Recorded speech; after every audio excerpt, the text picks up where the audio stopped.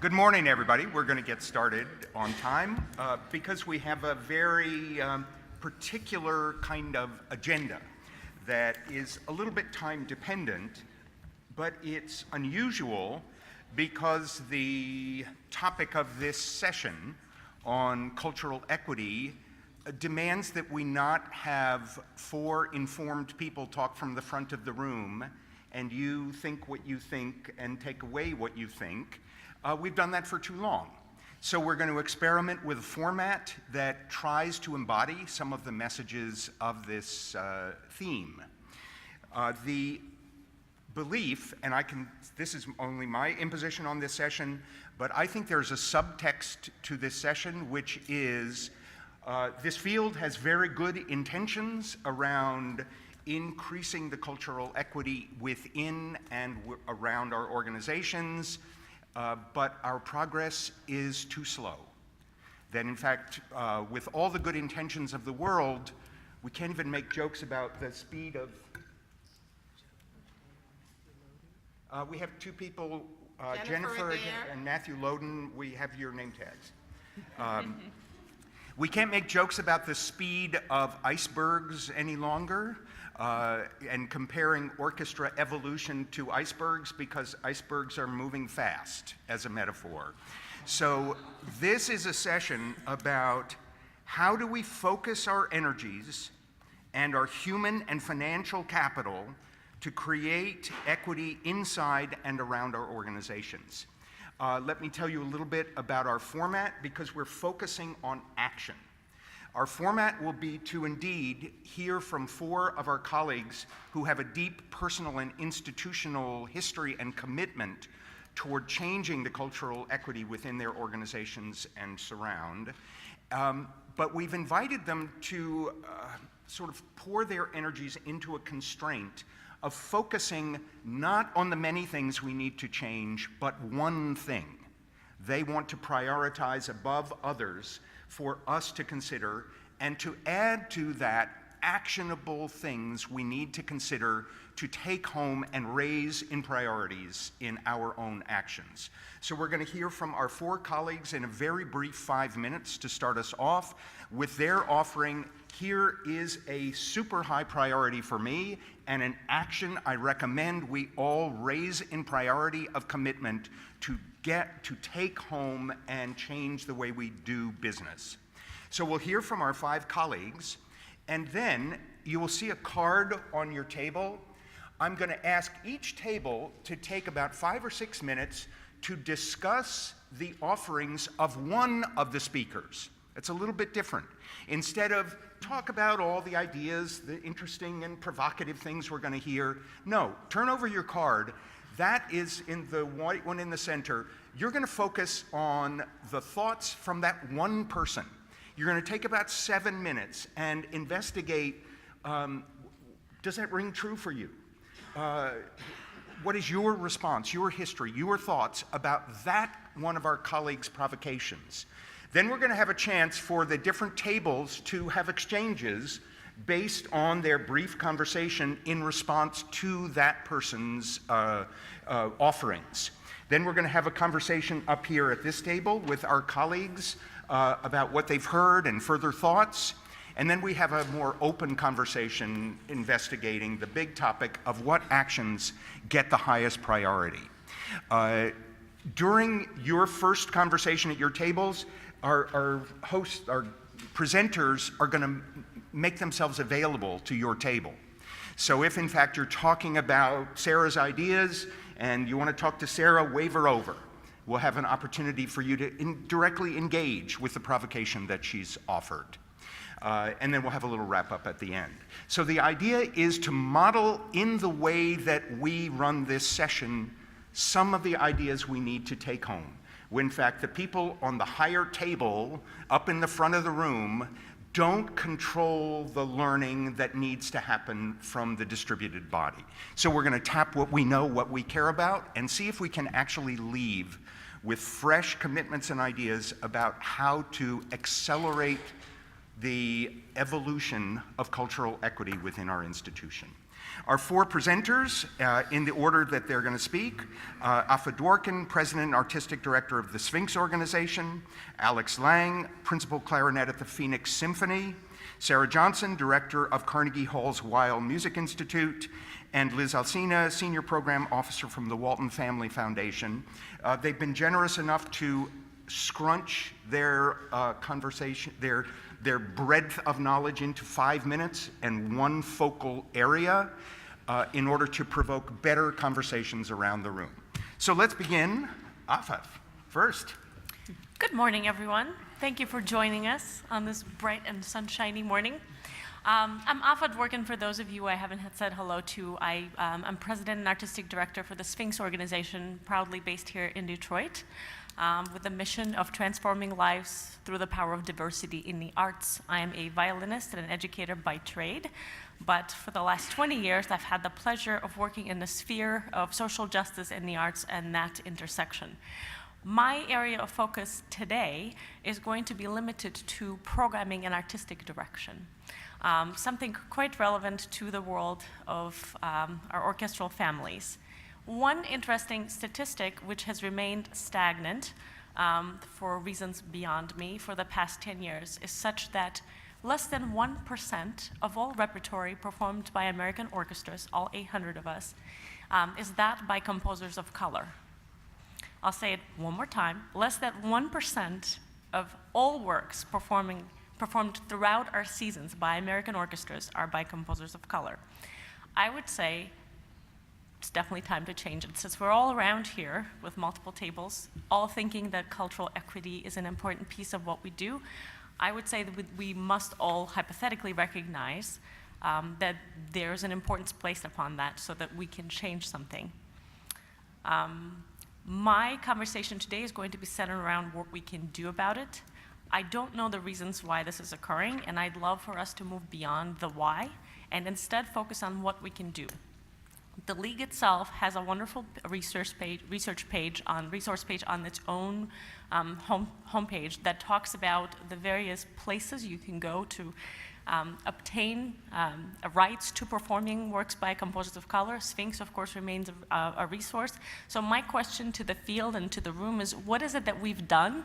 What kind of research, what kind of work have we done to have landed us in this stagnant statistic that hasn't changed? What have we done to try to attract composers, new voices, existing voices, and what has resulted in this inaction and apathy? So today, I'd love to talk about and work with everyone here on ways we can change that statistic and change that paradigm and reality. I will say that there are more options and possibilities than there are obstacles. There are countless existing composers and works. There are wonderful living composers who are doing incredible work. There are volumes of works by composers of color that already exist and are extremely accessible. So there is, in my assessment and my experience, there's absolutely no reason for this statistic to be the case. So my proposal to the field would be to think about committing ourselves as a group and individually to a plan that would consist of going from 5% to 15% of all repertoire performed throughout our seasons to be by composers of color. At this point, I say composers of any color. Look at the relevance of your respective communities. Look at what the reflection and inclusion would look like for your community, depending on where you're based. And then I will personally commit myself, the resources of our organization, and all of the research and the work that I've done over the past 20 years to helping any orchestra who wishes to make that change. But it would need to be a commitment. We would have to start somewhere. I know our field does not love to make commitments to what looks like quotas, but unless we do, we're not going to get anywhere. It would look like 5 to 10 to 15%. And even if we get there, that's hardly a milestone. But it's some place to start. Thank you.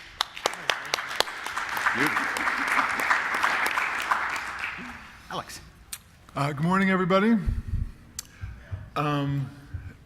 So Eric and this session has put some constraints on us, and I'm going to put some constraints on you. I'm actually reading a book right now called A Beautiful Constraint, which has been really interesting and illustrative to me.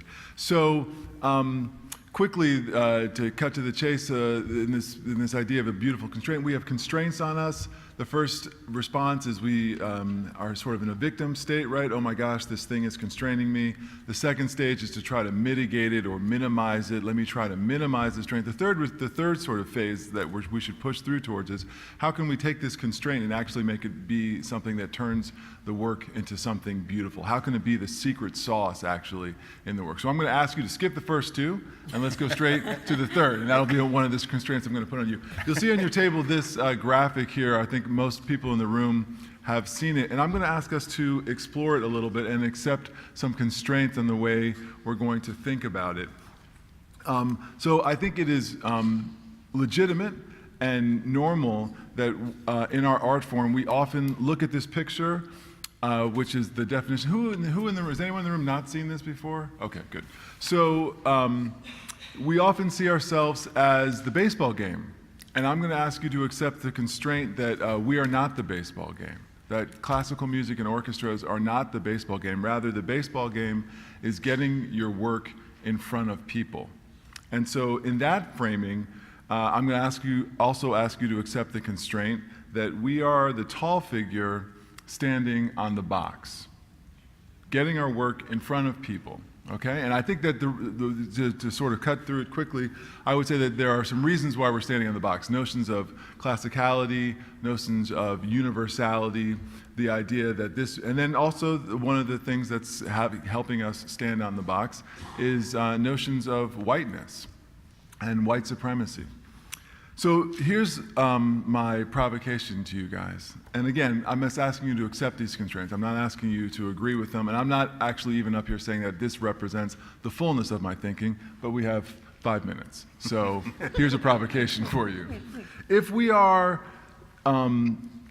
if the baseball game is people and watching the baseball game is getting your work in front of people, then I would say that I'm offering that orchestras are the tall figure standing on the box. And I think what is interesting about this picture is as you go from equality to equity, the tall figure gives something up, right? They give up their box. And that's a part of this that is really the most difficult. Because, and here's why, I think. I work for a mid-major orchestra, the Phoenix Symphony. We're not huge, we're not tiny. It provides a full-time living for 70-some musicians and 30-some staff. It's a wonderful place to work. And I know from my organization, I'm sure your organization is very much like this, it's really precarious standing on that box. It's a fire drill most days. We worry about making payroll, every couple of years in a real way. So I'm not saying that we're up there on this box sort of eating bonbons, having a good time. Nonetheless, so here's my provocation. As it relates to cultural equity, getting your work in front of people, and the ecosystem of the arts writ large, nationally, but also really think locally about your community. My question is how can we share our box? How can we give up our box to help other organizations, perhaps not classical, perhaps what we would call ethnic-specific art or low art? How can we help other organizations get their work in front of people, recognizing that we don't have a whole lot of resources to give? And so here's what I would say, I'd ask you to think about is, every week in our orchestras, we use soloists. We pay them about $10,000, maybe a little more, maybe a little less, maybe a lot more, depending on the size of your orchestra. What if we were to coordinate with an organization in our community from a different art form and to use an artist that they would not otherwise be able to bring into their community as a teacher, as a master artist, and so bringing them into our concert, we're asking them to carry about 20 minutes of a performance. That's about usually what we ask a soloist to carry. And the benefit to their organization is that they would get their work, their art, in front of more people. They would also maybe get access to an artistic input that would otherwise not be available to them. That's it. Give it some thought. Super. Hi, everyone. Good morning. So I'm Sarah Johnson. I run the Weill Music Institute at Carnegie Hall, which is the education and social impact programs arm of the hall. And what I'm going to talk about today is the work that we need to do internally if we're serious about doing this work externally. And I'll just very briefly say, for context, that the Weill Music Institute has a bunch of different programs that are really focused on building towards equity. And we do some of that work in the orchestral space, but we also have a broad range of programs. And we do a lot of work, for example, that has informed my thinking about equity enormously in the justice system, both in the adult correction system and a substantial amount of work across the juvenile justice spectrum. And if it weren't for that work, my perspective on this, I think, would probably be different, so I'm grateful for it. One of the things that I think is important to acknowledge if we are interested in working towards cultural equity is that our institutions have been a part of systems of oppression that have done a really amazing job for hundreds of years at keeping people out. And we never say that. You know, we're talking about the work we want to do, and we're building diversity, and we're building towards equity, but we don't acknowledge, it's not that we've personally constructed those systems, but they exist, and they have existed for a long time, and our institutions have been part of them. And I feel like it's important for us to acknowledge that. So that's a first thing. I work for Carnegie Hall. I mean, this is an institution that might be the ultimate example of privilege and power, right? And I acknowledge that. And we are trying to work towards equity in a whole bunch of different ways. But if we don't say that first piece, it just feels like something is missing in the conversation to me. So what do we need to change and attend to internally if we are serious about this cultural equity work? I think that we can't just do programs. I think we need to do some things to build capacity internally and to build understanding internally. So in WMI, about 5 years ago, largely because of the work in justice settings and a lot of work we were doing in public hospitals, we realized that we needed to change the pool of artists who were doing that work with us, and that pool of artists needed to be representative of more cultures, of more musical backgrounds, and it needed to be more representative of New York City, essentially. And so we made a big effort around that, and we hired about 20 new artists who came from different genres of music, and who came from all kinds of different backgrounds. And the transition of that group into the group that was working was not easy, but it has been extraordinarily amazing in what it has brought to those programs. So that was the first thing. Several years ago, we started to work on trying to diversify staff. And this is a long-term project, and we are still working on it. And we've had some successes, and we have not done so well in other situations. But the amazing thing about that is that you have people around the table who come from different perspectives.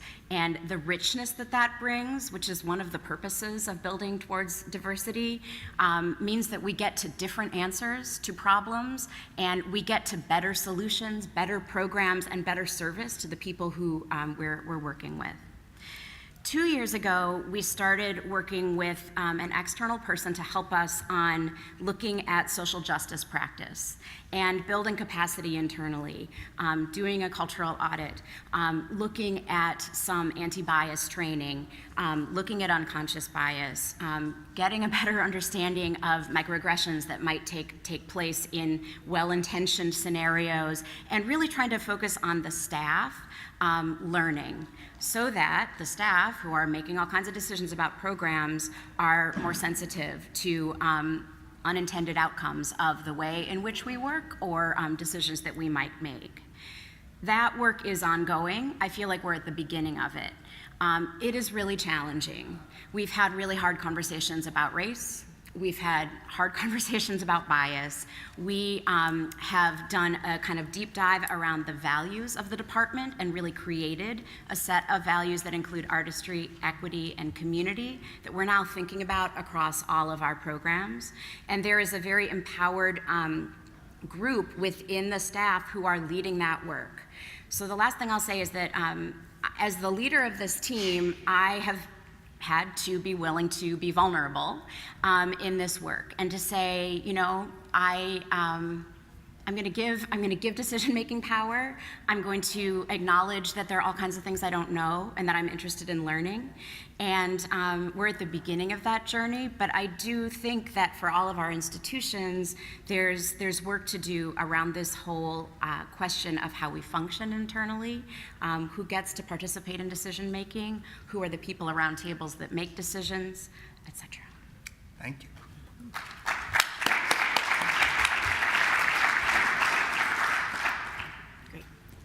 Good morning, everyone. I'm Liz Alsina. As indicated, I'm currently at the Walton Family Foundation, but actually that's a new job. I've been there for 2 months. And prior to that, I'm gonna wear mostly my hat as a member of the staff of the Arts and Cultural Heritage Program at the Andrew W. Mellon Foundation. So at Mellon, about 4 years ago, we started doing a deep dive into thinking around this issue of cultural equity, specifically in orchestras, because we saw it as a critical turning point in your long-term sustainability. And the first thing that we zoomed in on, this idea of connection to your communities and relevance and being an active participant in your world. Where do we even begin to start to dismantle some of these inequities that have just been longstanding, right? So the area that Mellon zoomed in on was strengthening pathways for musicians from underrepresented communities. There are, in our nation's orchestras, only 5% of the musicians on stage are Black or Latino. And we thought, what's it gonna take to get it to 10%, 15, 20, 25, 30? What is it gonna take? How much of an investment is it going to take? And can it take a single organization? So I think what we started to think about, and Mellon has been a very strong supporter of orchestras for many, many years, pushing 50 years now. And so the question was, well, we've made these incredible investments around to increase sustainability, to increase this vigor, and it's helped to some extent. How can we do more? How can we help you be more reflective of the communities that you are situated in? And so that's when we started to think about, well, Mellon's never been in pre-college. Mellon has always been supporting orchestras and training at the professional, sometimes the pre-professional level with fellowship programs that have been culturally specific. And then we started to think about this and we thought, this is probably the only one of the few types of jobs where if you didn't start training by the time you were 5 or 6, you're screwed. And more so in some instrument types than others, right? Or it's just really hard to catch up. And so in acknowledgement of that, we stopped thinking about music training as being an isolated thing that happens. And we started to think about this idea, this conundrum of 5% musicians of Black or Latino heritage, and unfortunately we know that there's deep underrepresentation in the Native American community and also the Southeast Asian community as well as others, but we don't have the same kinds of statistics there. Separate problem. But what we started to think about was, this isn't just about a single professional orchestra, this is an entire continuum, right? And so we started to think about this as an ecology, starting with group instruction and the organizations that provide group instruction, sort of getting that first tactile opportunity with an instrument, whether it happens at a school or some kind of an after-school program. To the next phase, which is when you start to get interested, you get maybe a slightly better instrument, you start to get some private instruction maybe at a local community music school. That's another critical part of your system and your ecology. And then it was like, okay, well, where do you go from there? Elite youth symphony orchestras that are just playing at obscene, amazing levels, or going to those kinds of summer intensive programs. Summer learning is a huge gap for a lot of students, and this is within music or without music, right? And then we were thinking about, all right, so these are the steps we need to get into conservatory, and then there's the conservatory school of music conundrum as well, and that whole ecology. And then we've got sort of our pre-professional programs. Once you've graduated, where do you go? And there are only 5 active culturally specific programs right now in the country in terms of fellowships at professional orchestras. So in looking at this entire ecology, I will ask you to, my question and what we've been supporting, particularly through the Philadelphia Music Alliance for Youth, which is a 10 organization structure. They're working across each other to develop opportunities for musicians from underrepresented communities so that no one is falling through the cracks. Because you may start here, but if you don't have sort of the right people and the right guidance, if you're for example, from a family that has never had the experience of being in classical music, it's really easy to fall through the cracks. So we thought about what's it gonna take, it's not about what can a single organization do to nurture, train, mentor, and then hire musicians from underrepresented communities, right? It's an entire continuum. But how do we create an ecosystem with all of the assets in our communities, whether we think of our community as a city or whether we think of one as a region. And so the skill sets needed here that I'll just throw out and then I'll end, promise. Collaboration, planning, no ego. No ego whatsoever. And then the final thing, which I think is kind of the trickiest, is this determination. And it's that idea of, I'm sorry to sound so hokey, but you really have to say, we will do this. We will shift this because we're doing this. So planning for excellence. So those are my thoughts for now. Thanks. Sure.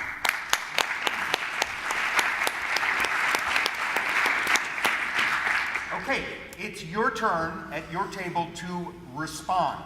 Etymologically, the word respond means to promise back.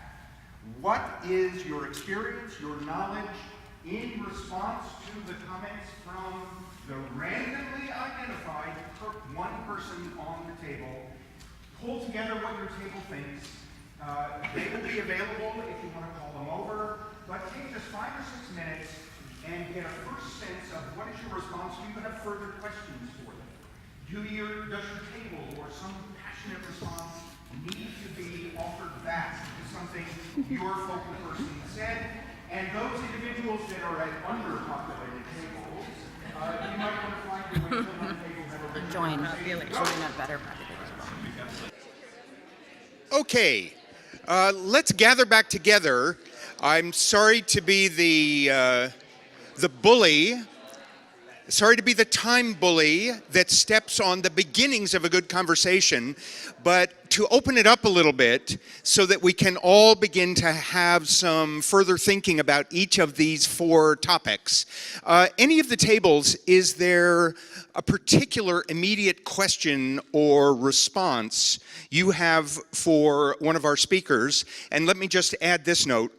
I know this would never happen at a League of American Orchestras conference, but it has been known to happen elsewhere that people kind of go on too long in making comments, in sharing their own personal story about something. It's an act of generosity to this room and this field when you speak concisely.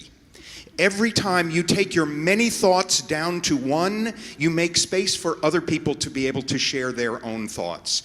So undertake the act of generosity to pull your thoughts together so that we can get even a little further.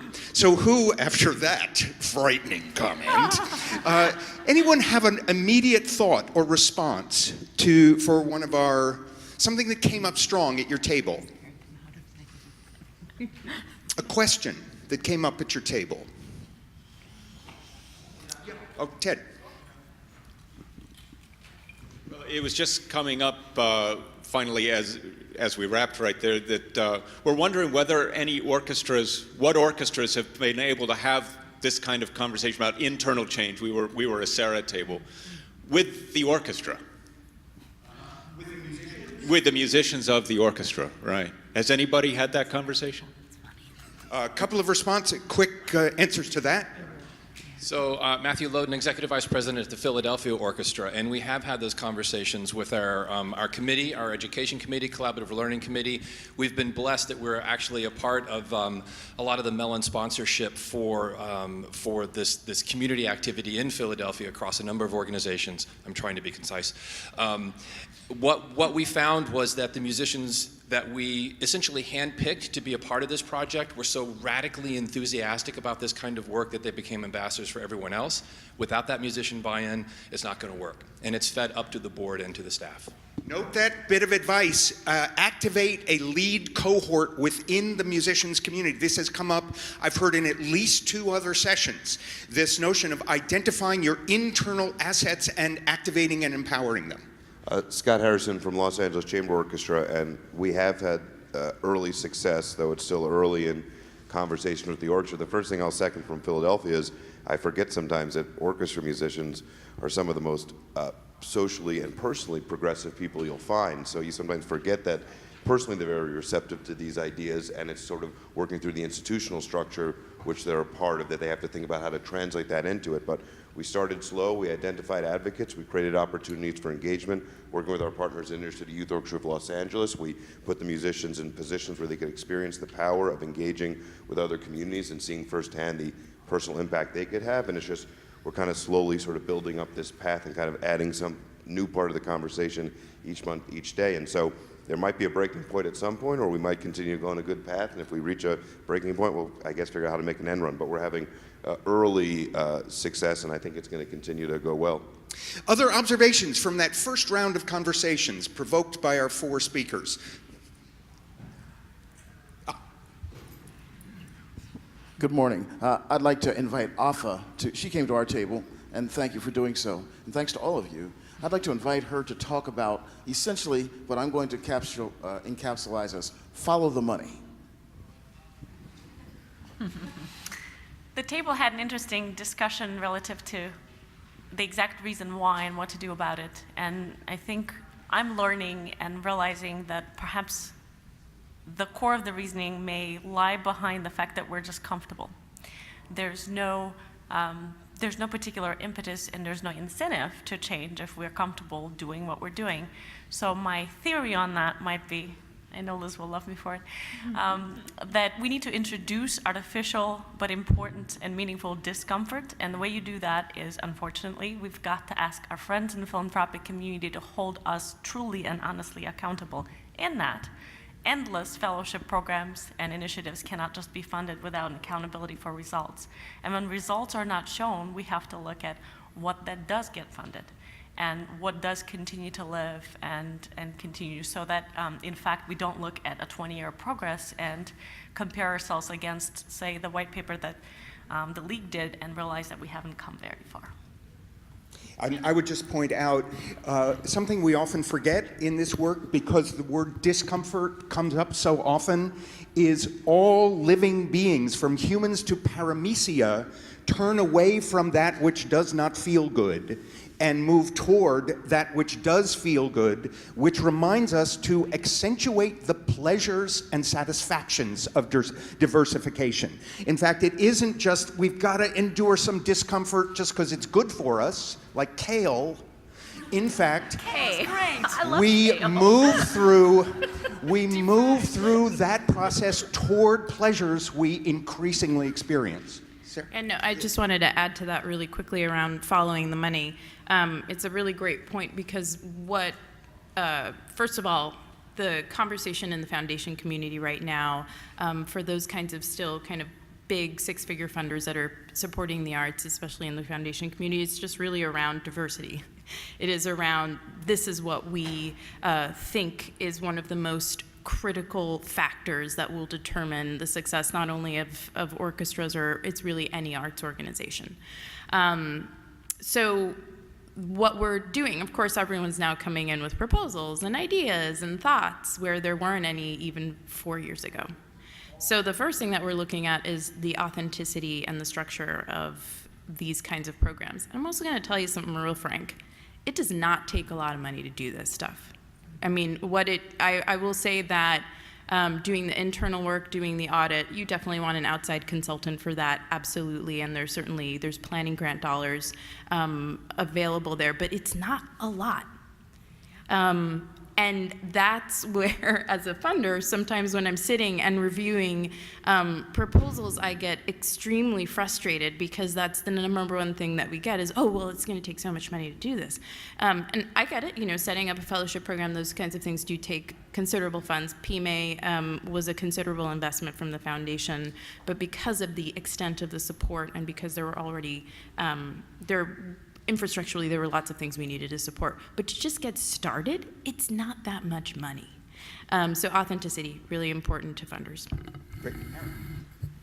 It's just to follow up, one of the things that came up at our table was measuring. That, in other words, you have to measure whatever the progress is going to be, and that brings out results. And one of the things I was just going to share, whether it's rep or any of those things, in some of the conversations I've had outside of the field, which is that if say with rep, that if you had your program officer and said, we want to have 5% of our repertoire be by composers of color, that is a core requirement of your position. You'll either achieve that or we'll find somebody else.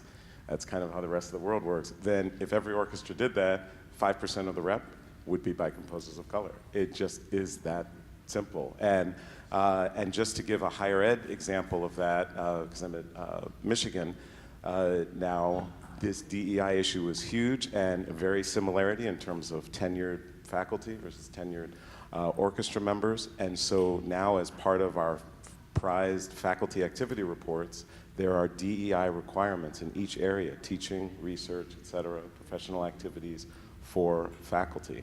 And that is what brings about a dramatic shift. And so these shifts are absolutely possible, but it just takes actually measuring it. And as we've heard in other sessions, those internal conversations about benchmarks, that's where the friction will be. And that's where the friction should be. That's the discussion. That may be your take-home point today, to start establishing institutional commitments for some benchmarks so that we don't have another 25 years of earnest conversation ungrounded by institutional commitments. Other questions, responses from our group? Jenny, here I come. Yeah, so just to build on the measurement question, there's tough-minded and there's soft measurement. So you can get lots of points for enrolling large number of children of color in orchestra, pre-orchestra programs. But if you don't keep them, and if you don't nurture them, and if you don't move them along, it's what I would call soft or fake measurement. So when you go to do this, be willing to do the hard and the long term. And are learning from the Pathways work that is emerging widely. I mean, the Philadelphia's PMA, wonderful example, but this notion, if you are not committing to a larger set of multi-institutional goals, you might be faking it, or you might be taking the easy route out of what is not an easy route, because, as Sarah told us, these are deep issues in our culture. One thing just to add further to Tony's point and kind of where Aaron started is be willing to fail. Yeah. It's gonna be okay. Yeah. If you don't fail, you didn't do something right. And I think that's, in our field, it's so pervasive. I think we all know this. We want to skirt the statistics. We want to do the soft credit. And we want to say, well, we had 25% of all of the applied or 25% of all those retained. I mean, we do all kinds of things. But I think if we eliminate that fear and say it should be expected that it's not going to go smoothly. I mean, look at the past 20 years, like incremental change. So obviously, if we're going to do something differently this time, we should be expecting for the road to not be smooth. When you fail, come to your friends, come to those who are doing things and are doing things differently. Count on each other and just be transparent about it. It's not, failure is the only way we're going to get there. Yeah, I just would say we have to expect to fail, actually, in order to figure out how to do this work well. Because clearly we don't know how to do it yet. So you know, I mean, we have some capacity, we have some knowledge, but let's commit to failing so that we can learn, so that we can do better. It's essential. And I will be able to add, as the non-musician in the room who's been around a million experiments, you people are way too afraid. I mean, just way too afraid of offending this apocryphal core of faithful that will be offended by modest changes in traditions. Whenever I have seen those traditions challenged in creative, authentic, musically grounded ways, there's been no uprising of rage that there's been messing with the traditional forms, and yet I have seen that fear shut down, impulse after impulse, to actually be bolder in change. So along those lines, is there an opportunity or research that exists somewhere in the room that can empirically demonstrate that when you change your programming by 5% to represent people of color, the margins on your earned revenue are not negatively impacted? Because that's what I would have to live with on a daily basis. We have no research and design money. We don't have, and so I can see my finance guys thinking, that's $250,000 because we can't do certain Beethoven because our audience doesn't want certain Beethoven, right? So I just wonder what's out there that might help us prove this case with numbers. And boy, that's a good call for help from the League to actually surface if there is any research of that kind, or to this group to start to gather the information of the bold about what is the implication of a change, a benchmark of that kind. We actually have some research in England that is pretty promising about changes like that. I was just going to respond that, of course, in all other fields, they do that. They make those investments, and that information, that answer can't be there until some orchestra does do it. And what I think in terms of a futuristic kind of as they would look at it is that either some orchestra is going to do it and they will fail or they'll be successful, and they will learn and they'll be probably the first to then actually do something right, and they will become at the forefront and everyone else will be followers. Or someone will create a new orchestra that competes in a major city with the existing orchestra that's been there for decades, and that orchestra will become a new paradigm. And that is what we see in other industries, and that is inevitable. And so the risk of it, as Sphinx has said in the past, is Sphinx would love to see the orchestra that does the 5%, and where the field and the orchestra crumbles because all of its finances fall apart because 5% of its repertoire was by composers of color. It hasn't even been tried. And the risk level in comparison to the overall budget of any major orchestra is so minimal that I think it's what you mentioned. The fear outweighs the actual risk. And also, I'm just coming over, and then we're going to go back to our panel, but set yourself up to succeed. Actually be intentional and thoughtful to make sure the pleasures of those kinds of change are maximized, and it isn't, you're not just trying to slip something in and hoping people won't notice it. Celebrate it. Set people up for the success of it. Forgive me, my dear friend, but I'm almost hurt by your question. I'm sure that there's no actual numbers out there to demonstrate that there's going to be an impact on the finances.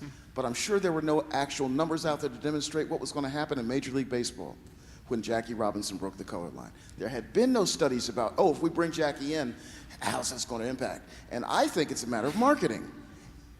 Leo DeRocher told the rest of the Dodgers who wanted to quit, he's going to help us win. If you do some music by this composer, it's going to help us bring more people in rather than make people feel uncomfortable and stay away. Yeah, we're going to have two quick comments, then go back to the panel. So just for clarity, last November we commissioned Hannibal Lacumba to do a work for us that involved the entire community, and we had the most extraordinary audience and experience in the hall that I've ever seen. So it absolutely works. Maybe Philadelphia will be the place that can be the leader. I'm hopeful. I just wanted to push back on the money side. And a perfect example of setting up for success. Yep. I just wanted to make a slightly tangential comment and actually make a moment of appreciation for all of the people in the room that are people of color that are engaging in this conversation, because throughout the last 3 days and throughout this entire field, we're often told that our music, our presence is such a challenge, and it is such a diversity issue, and we're trying to be better. And ultimately, that is not true, because we are here and we are capable and we are excellent. And it is would be an asset to all of you to have our voices on stage through the music that you hear. Women of color are the most educated group in society. So I am not here for this. It is such a challenge. We really need to work to hear them. The bigger question is our humanity worth being heard on your stages and in your rooms? Hardly a tangential comment. The etymology of the word success is not measurable in the way we measure such things. Etymologically, the thing we have forgotten, it means to have a follow-through, as in the succession of queens and kings. So the success we are looking for, as Karen points out, is the hunger for more, the pleasure of more, a follow-through from experiments. Let me turn it back to the panel. We've been hearing some initial thoughts. You've probably been frustrated by only having squinched minutes to share what you know. Additional thoughts? No, actually, restriction is good. It's discipline. I love what you're pointing out about a presence at the table. I'll borrow from a wonderful leader in our community here who leads the efforts of the Skillman Foundation that really does concern itself with reciprocity between the various facets of life in our community, and the arts are central to it. I'll say that it's important that in making these decisions and paradigm shifts, as we like to call them, that the leadership and representatives from communities of color not have a folding chair, but a permanent chair in the decision-making process. The old colonial-style approach to things, says she as an ally, doesn't work. That's partly because we try to make assumptive decisions on, sometimes or often even well-intentioned, but they're not informed decisions. So that's the number one thing. Awesome for Philadelphia for commissioning Hannibal. Do it again. Composer, another composer, work with Terence Blanchard. Have 5 commissions a year, not 1, because yes, there will be a trend setter, and then the field will follow. Other comments in response to anything you've heard or didn't get to say? Yeah, so on the didn't get to say, let's do some quick housekeeping. So the original graphic is by Craig Frohl, and this version that you have on your table is by Angus McGuire, so credit due. I think one way to think about this is orchestras represent capital, right? And so one of the hallmarks of inequity is the denial of access to capital. In the framing that I was put together in the table that I spoke about, I mean, if you look at where we have so many advantages as it relates to real estate, right? So we're given these temples, and usually the prime location in downtown.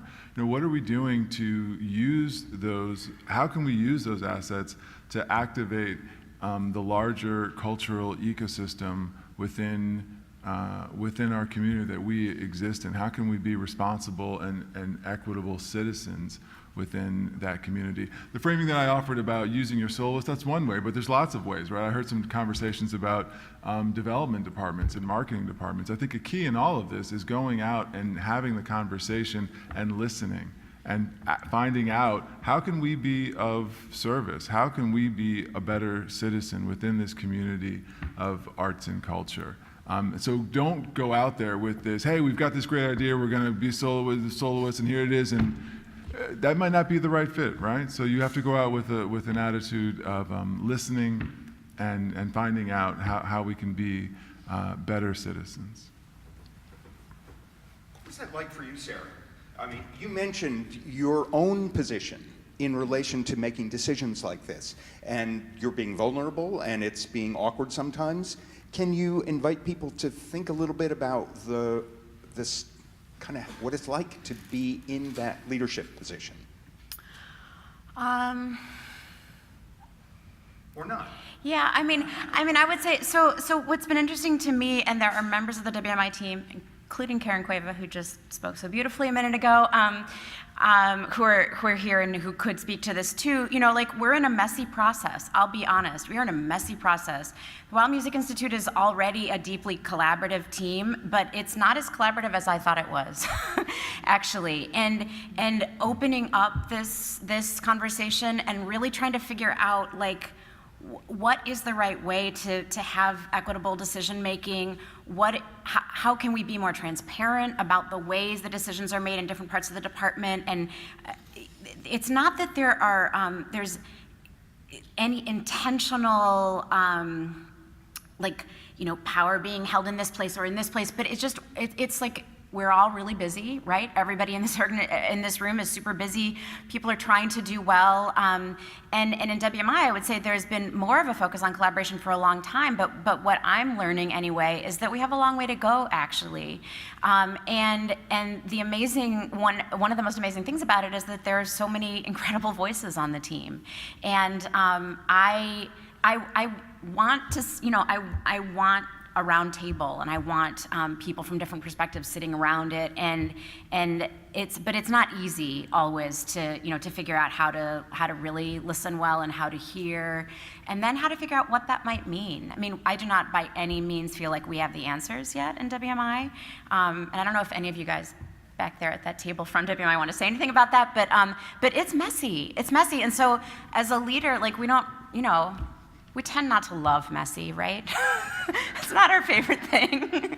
So how can we be in a process and also be really authentic about it and genuine about it and follow it through and see where it goes? And I think we can add that often the voices that we don't usually hear when invited to speak don't necessarily speak in the comfortable, convenient way that we would prefer. Yeah. It adds to the mess. It's a new invitation.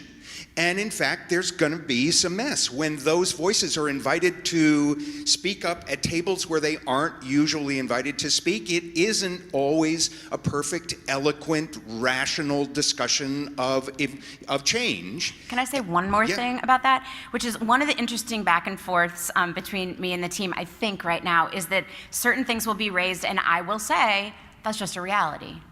Guys, that's a reality. And then they're sitting there across from me, and they're like, really? And they're right.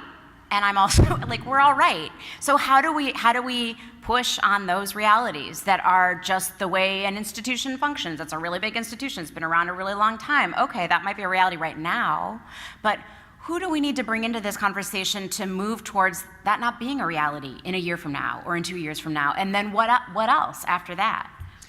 You're noticing how we keep coming back to who gets to speak and what are the comings together where more than just good discussion where we say what we think, but actually conversations including a wider group of our people that can lead to action. What are the new, because I'm going to push us toward new actions you can take, what are the new kinds of convenings, conversations you can have with expanded voices that can contribute to changed practice? Yes.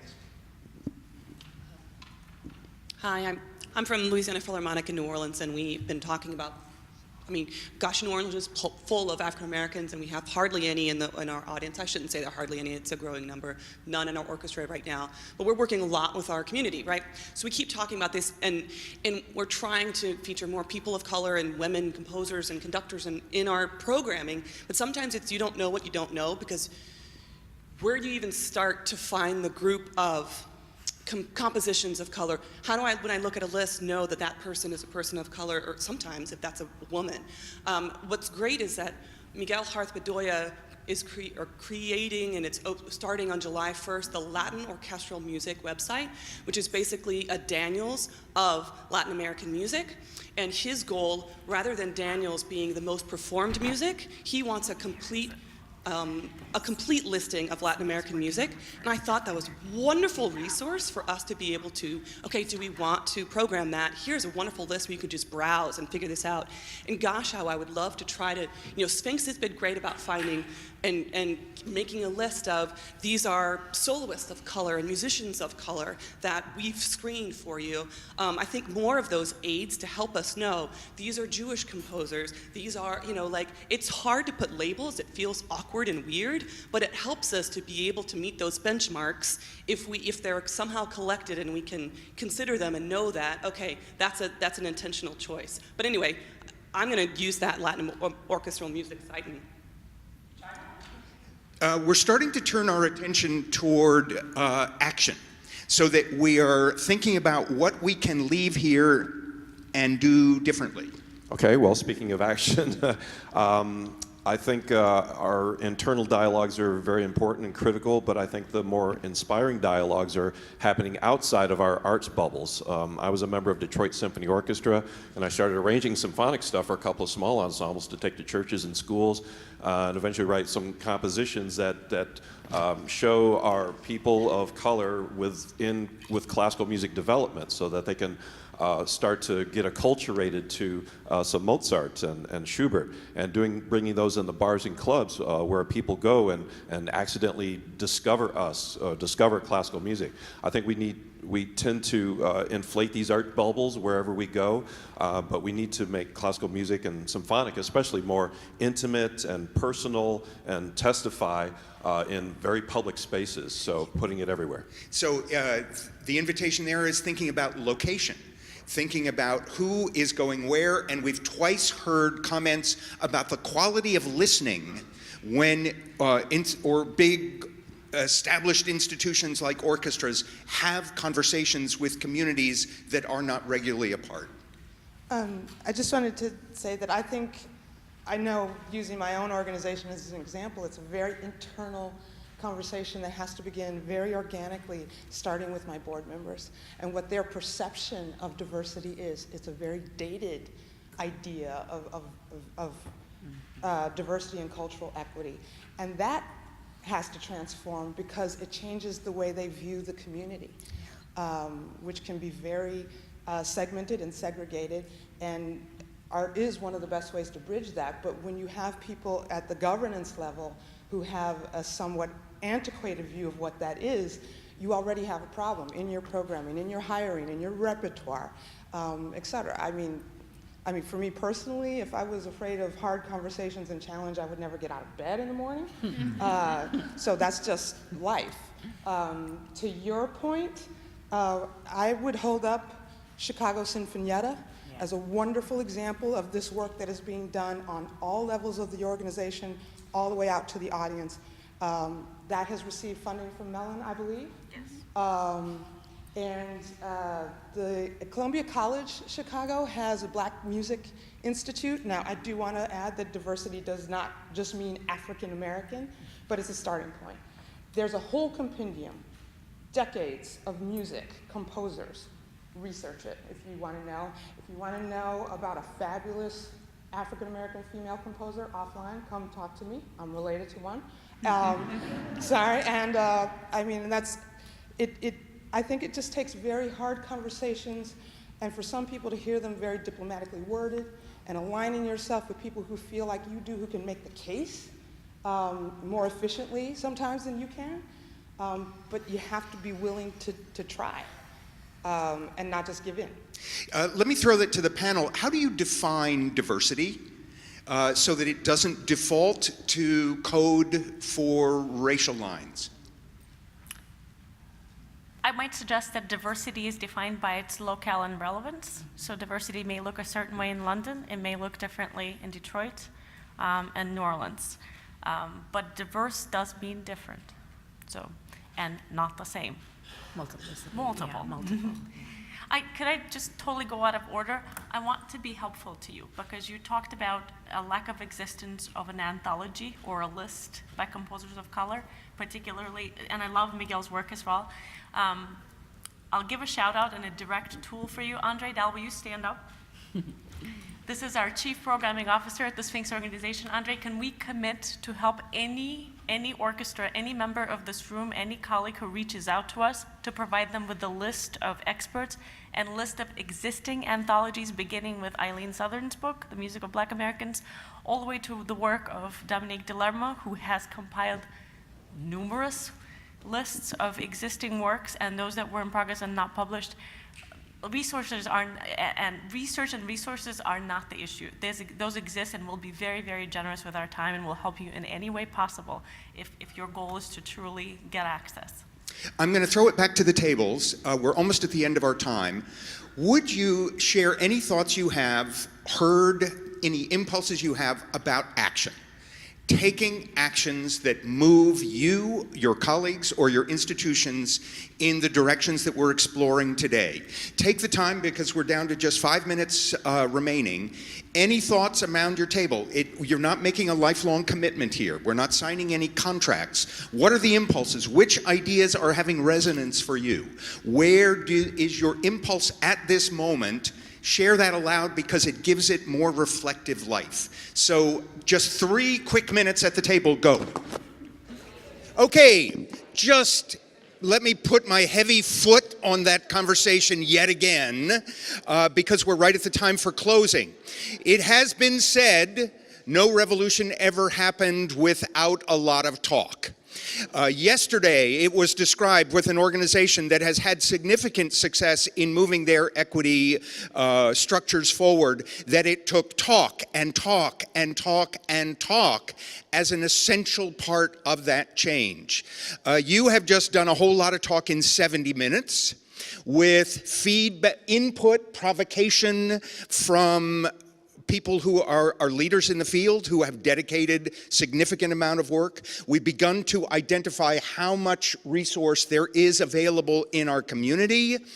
It's going to take more than just the kind of low-level background talk that we've had for 30 years. It's going to take new structures, new kinds of actions to have the talk turn into change. I want to give our last words to the panel, and I invited them, if there's any other kind of action, thought, action impulse that is happening in their lives, to share that with us as a closing gesture.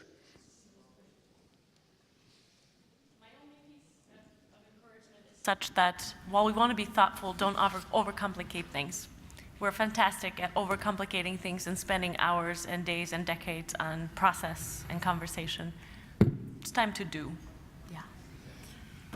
Yeah, I'll take that, and I'll say that. Let's say that if that's the constraint, how can we make that beautiful, right? So if the constraint is you have to do something, we can go through the victim stage of, oh my gosh, I can't do anything, or we don't have the resources to do anything, and then we can move to that second stage of, okay, how can we do something because apparently we have to do something, so how can we tick that box? And then let's get to the third stage, right? Let's just skip the first two, or at least no, actually don't skip them, you have to go through them, but let's get to the third one, which is, how can this make the work more beautiful? How can this make the work better? What's the creative case for diversity? What's the creative case for equity? What's the creative case for inclusion? The art is the most magical thing we have going. So if we put that in the center and we can make the argument that we are going to make the work better by doing this, then I think we will have some good fuel there. So ask yourself, what's the creative case for these things? Yeah, my quick thought I'll add, so as a funder, we sit in a place of privilege, right? We don't have to do it. We help you do it, but we don't do squat. And so it's really easy to come up here and say, you should be doing this, this, this, and this. But the reality, and what I think I'm hearing here, and I think it's important to acknowledge, is that this stuff is scary. It's scary to try and do this. So what I think I'd love to sort of challenge all of you to do, and this is sort of my personal practice as well, is to just say, name the fear. What exactly is it that you're afraid of? And then face the fear by creating an action plan to try and mitigate some of those risks. Because sometimes it's so scary, it's so overwhelming, and we can't even figure out why, and usually that's related to a real tangible, how to approach something, or things, sort of pitfalls to avoid. So that's sort of my 2 cents. An encouragement, I would just say, be courageous. There is so much capacity in this field. There is so much knowledge. There are so many resources, many of which have been named today.